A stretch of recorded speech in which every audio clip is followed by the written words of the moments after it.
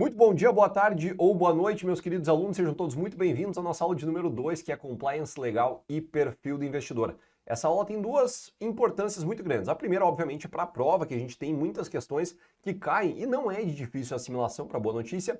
E o segundo é que vocês, como funcionários de instituições financeiras, precisam dominar esses assuntos muitas vezes num nível um pouco mais subjetivo e até mais sensorial para tentar identificar determinadas condutas que levam à lavagem de dinheiro, porque vocês não querem ser agentes complacentes com esse tipo de má-fé que ocorre dentro das instituições.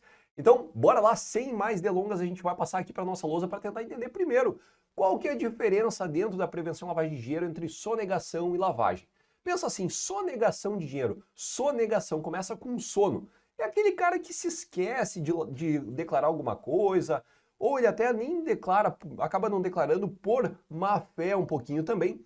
Só que esse cara, geralmente, o dinheiro dele tem o quê? Origem lícita. Ele tem o trabalho dele, só que ele prefere dar aquele jeitinho e não declarar tantos impostos. Ou seja, o cara vai omitir uma certa parte da renda. Por isso que ele está de verde ali. Porque a sonegação, apesar de não ser nada bacana também, o fisco ele vai vir atrás daquelas pessoas que fazem isso, a sonegação, o dinheiro tem origem lícita, não é derivado de crimes, não. O cidadão ele tem o trabalho dele, ele tem o emprego dele e muitas vezes ele acaba não declarando a renda para pagar um pouquinho menos de imposto e sobrar mais para aquele vinhozinho do final de semana ou até para levar a patroa para sair para jantar, esse tipo de coisa. Agora, quando a gente fala de lavagem de dinheiro, quando a gente vai lavar roupa, isso demanda mais trabalho, sim ou não? Geralmente, Samuel, mas eu tenho uma máquina de lavar que faz tudo sozinho. Cara, tudo bem, mas tem que separar por cor, tu tem que ir lá colocar, depois tem que te preocupar com o tempo, porque tem que estender. Então a lavagem, ela gera trabalho, ou seja, a lavagem, ela vem de trabalhos ilícitos.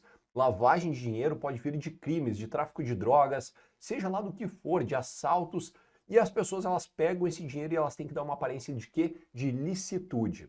Bom, aí que nós entramos para aquela parte mais conceitual, que continua caindo em prova, que é a estrutura básica da lavagem de dinheiro, as etapas da lavagem de dinheiro que nós temos aqui logo no início.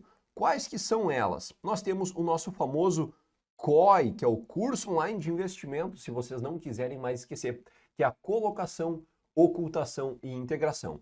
O cidadão, o que ele faz? Em primeiro lugar, ele precisa trazer esses ativos para dentro de uma instituição financeira. Mas como que esse cara vai fazer isso? Ele precisa colocar de alguma forma. Geralmente ele vai fazer isso através de empresas de fachadas que parecem ter uma certa licitude. Mas, na verdade, essas empresas são somente uma fachada, são somente um rosto para que eles tragam dinheiro lá do crime.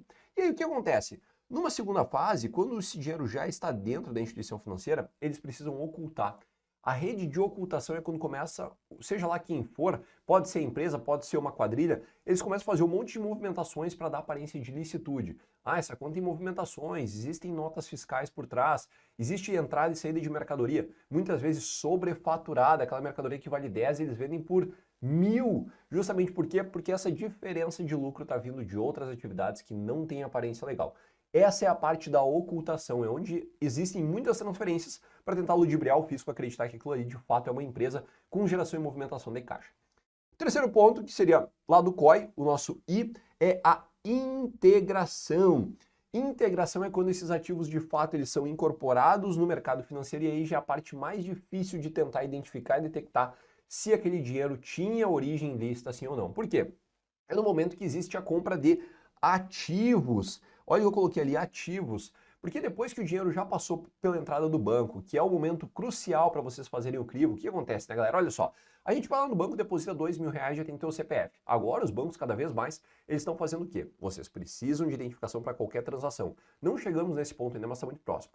Depois de 9.999,99, vocês já precisam de bem mais informações. Precisa do nome do cidadão, CPF, precisa da identidade também, precisa do órgão emissor. E acima de 50 mil, vocês precisam também informar mais dados, informações fica redundante, mais dados a respeito da empresa. Se é faturamento, qual que é a empresa, da onde está vindo esse dinheiro, ou foi da pessoa física como proventos, é uma herança. Acima de 50 mil, o detalhamento ele é bem maior, porque essas informações já vão direto para quem? Para o COAF, que nós vamos falar ali na frente, que é o cara responsável por julgar se isso de fato é um crime ou não. Não somos nós bancários. Nós somente vamos, e o quê? Identificar, avisar alguma atividade suspeita. Tudo bem? Então, a integração é o momento, galera, que aqueles ativos estão no mercado e fica muito difícil. Vocês compraram ativos já, aquele dinheiro do crime, e aí fica muito complicado para o fisco conseguir identificar lá no início o que aconteceu.